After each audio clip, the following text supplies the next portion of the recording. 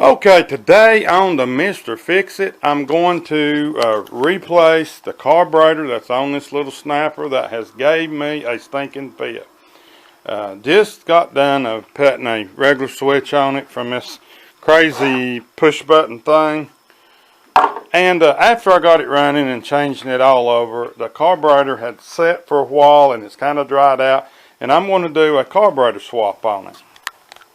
And this is the carburetor I'm putting on it. It's off of a newer model. The carburetor I put on it was a 20 horsepower. All of these carburetors from 20 horsepower to 25 or 6 is pretty well the same, best of my research. So let's get her tore down and see if this one's any good. If not, I may buy a kit or just put a carb on it. You can get these online rather reasonable and under 40 bucks for a rebuilt one. So you can rebuild them for about under $15. And but you know, we want to save every dollar we can, so I'm going to slap it on it and see what happens and see where I need to go from there. So let's get started, guys. Okay, first of all, we need to remove this hood, and first we're just going to unhook the wires that goes to the lights. Some of them unplug on the lights like this one. Some of them has a plug along here, but this one don't. And we will simply just raise the hood off. Just simply push it back and lift up on it will be the... Okay guys, the carburetor is located behind the intake. So the intake will have to come off. The cover will have to come off of it. And when you remove these bolts, you don't have to take them all the way out. Just back them off. It just slides up and off. But first, there's a few things we got to do before then. First of all, we will start by removing the breather and a few other little things. The reason we do this is, well, it's two different parts in here. So in order to get the top of it off, we will need to remove the breather, and it just simply slides out. This is this particular type. The older type filler fits right down in on top of it, so this is the newer type.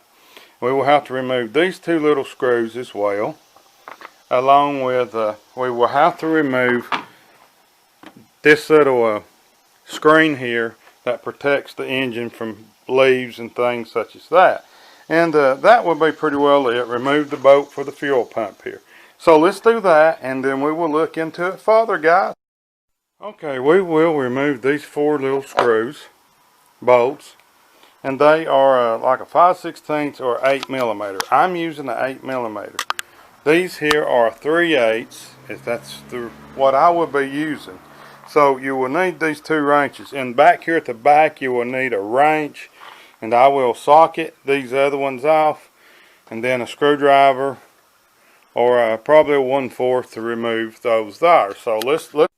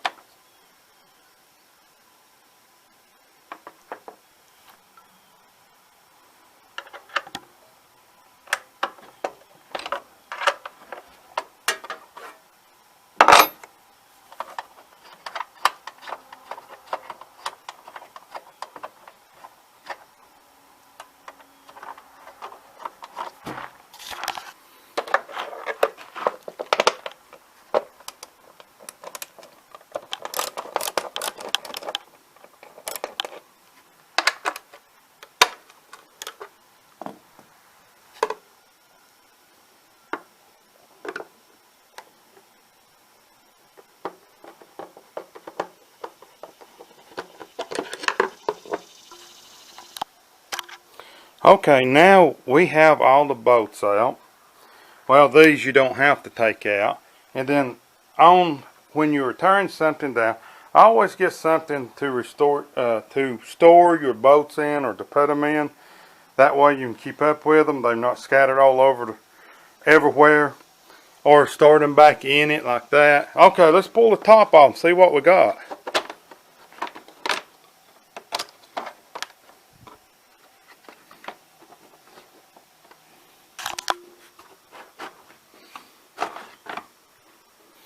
And we will just lay it over to the side to later. Okay, now this is what we're looking at. The ideal is to get this off, the carburetor. And a little tip, if you get a carburetor, intake and everything, or an engine, or ever do engine swap, and these are different, you can switch these out. Just simply take four, I think 7/16 bolts out, or 10 millimeter, whichever it is, and you're good to go. Now I want to throw something in there. When I was wiring this thing, which you have to go back and look at it, but these are the kill switch wires. You know, when I was talking about the coils having a kill wire on it, well, these are it here. And I just simply ran a new one. The old one is still there, just taped back out of the way. I thought I'd throw that in there. But let's remove this. What we got to do now is remove the intake and all, because of course the carburetor's behind it. So we will take these little screws out, which are I think 3/8 or 10 millimeter. There's 4 of them. And we get that off. Before you do that, you have to unhook the fuel line, the cable, and the connection of wires, and just make sure that it's free to come out. There will be a couple of linkages that will have to be unhooked. The choke and also the throttle, which is right back in here. Okay, let's get that done, and we will move on, guys. When removing the gas line, you just simply take a pair of pliers and set it on the little, and just pull it back, and then just pull the line off.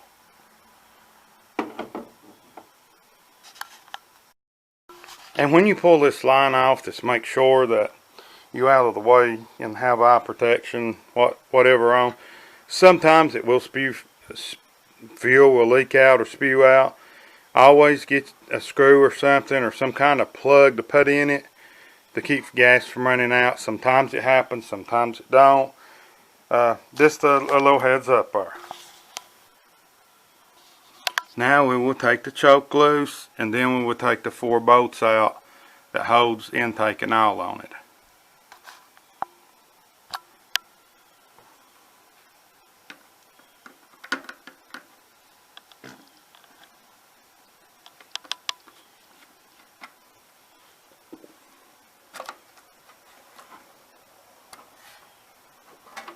And just pull it out of the way. Okay, let's get the 4 bolts out.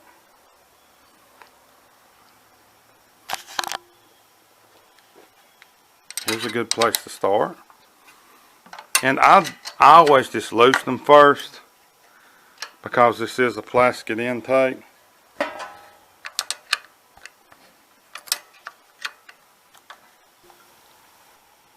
And just remember to unhook the PVC pipe and hook it back. I didn't on one the other day, but just unhook it. That way you don't pull nothing loose down in there. You don't want to do that. So this next we are going to pull this off. Now I'm not going to shoot this because I need both hands, but these linkages, you're going to have to MacGyver the carburetor around to get these things unhooked. And let's get this thing off. Okay, we now have the carburetor off. As you can see, it's like it's leaking a little around the PVC, but that don't matter. That'd be fine. But anyway, the linkage that I had to unhook was for the throttle governors and things such as that. It just a little curve like this. You just simply curve the carburetor like that and just removed it. So this the little tip there. I had to have both hands. This is one-man corporation. So okay, let's get this thing switched out. We will have to pull these 4 bolts, and then once this comes off, you will have to have a little star-headed like torque wrench to get these off, or vice grips, and then the carburetor will come off. Hopefully we won't run the gaskets, but if we do, we're rebuilding the carburetor. And these little O-rings, I hope is still good. Will still seal off. But anyway, if not, it looks like it's been leaking there, doesn't it? But anyway, and here too, so it needs those. But anyway, guys, let's get her switched out.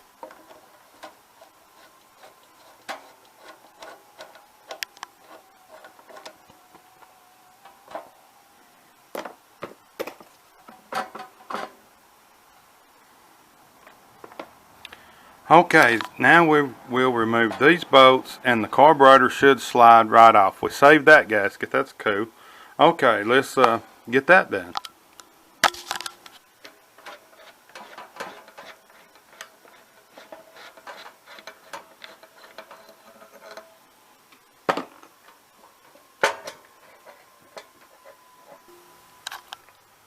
Okay, now we have the carburetor off. We will clean everything up and install the other carburetor, because like I said, I'm going to try this before I actually get into rebuilding anything and just see what happens. You know, if you got the time, but if you're doing it for someone, guys, this is for myself, and like I said, I'm trying to save a few bucks. I will do this, but if this was a customer's, I would automatically just pull the carb off, rebuild it, put new gaskets, because I don't take a chance on the customer. I can jump back in there and fix it if it don't work, and I don't